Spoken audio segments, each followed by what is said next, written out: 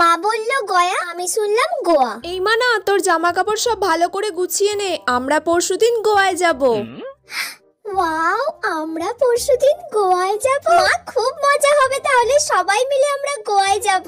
আসলে ওখানে গিয়ে তোর ঠাকমা তো মানত করেছে তোর দাদুর জন্য তপস্যা করবে।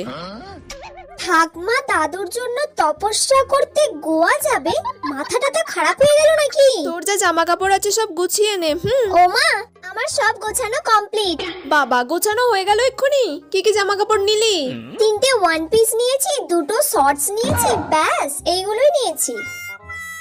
এই মেয়েটার কি মাথাটা তা খারাপ হয়ে গেছে নাকি? ও গয়ায় যাবে, গয়ায় গিয়ে শর্টস পরবে, ওয়ান পিস পরবে? এই সব জামা কাপড় তুই কেন নিয়েছিস? গয়াতে গিয়ে তুই শর্টস পরবি, ওয়ান পিস পরবি? তোর মাথাটা তা খারাপ হয়ে গেছে নাকি? গয়া? আমি তো ভাবলাম গোয়া।